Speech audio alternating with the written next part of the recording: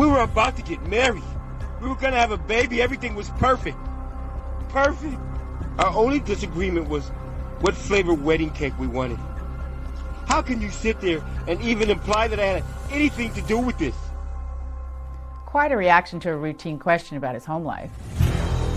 Investigators are obviously going to need to corroborate Greg's alibi for the time of the murder, but Greg does agree to have his hands swapped for the gunshot residue to rule him out. Next thing we did was ask Greg if we could dump his cell phone, which means we download all the data, photo, text, voicemails, calls. It's pretty standard. He would also tell us where his phone was when Marissa was killed. But Greg throws his hands up and says, "Why? Are you going to arrest me?" I'm not gonna be railroaded like this. We're done. What's on his phone that he doesn't want us to see?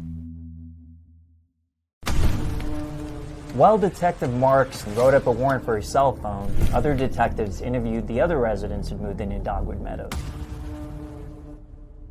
But it was only the neighbor who'd actually called 911 who said that they heard the shots. That was it. It's daunting when you have no witnesses, no video, no nothing.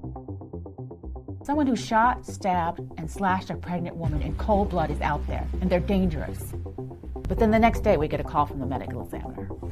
Autopsy results show that a pregnant woman found dead in her garage was shot at close range, twice in the heart, once in the lung, her throat also slashed.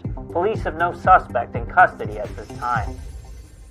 The autopsy showed that each of the 3 gunshots could have been fatal on its own. This was someone who knew how to use a gun. The medical examiner couldn't definitively tell the order of the stabbing and shooting. But since shooting is from a distance, and faster and cleaner, he thought that that probably happened first. Plus, Marissa didn't have defensive wounds on her hands, or any DNA under her nails, to indicate that she had time to put up a fight if someone had come at her with a knife. They were able to determine that the knife used was serrated, kind of like a bread knife. And there was no evidence of sexual assault, so that just solidified my hunch that the pull-down underwear and the ransacking were staged. And while detectives checked into Greg's alibi, they also started talking to those close to Marissa to see if anyone had any beef with her. Turns out, one of her kids from the clinic had a very angry parent. And when it comes to those kids, parents will do some crazy stuff. I remember a few months ago, this father named Howard had brought his daughter to Marissa for treatment. I mean, he was convinced she had OCD, but Marissa determined that she didn't even fit the criteria for that diagnosis. Eric told me that Howard got fixated on making Marissa change her mind. He started calling Marissa 9, 10, even 12 times a day, berating her on voicemail that she didn't know what she was doing. He was going to have her license revoked. Oh, and my personal favorite, she was just another dumb woman.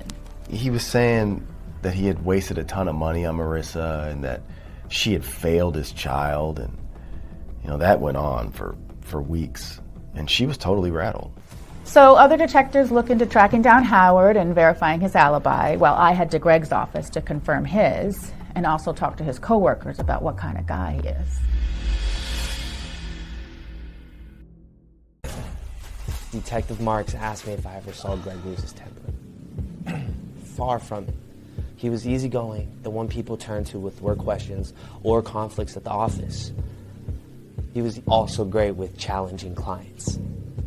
When I was at Greg's office, I was able to get the contact info for the client that he said he was with the night Marissa was killed. So I step outside and dial the number, and that client picks up.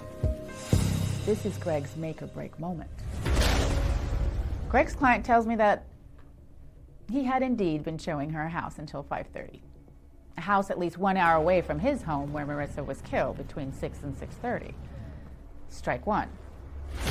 And right after that, Detective Marks gets a call with the results for Greg's gunshot residue test. Negative. Strike two. And by this point, detectives had also determined that there was no life insurance policy on Marissa. And in fact, the couple relied on dual income to keep their new home. So that totally rules out a financial motive. Strike three. Greg was a promising lead, but he didn't commit this murder. But clearly there was something on his phone he was hiding.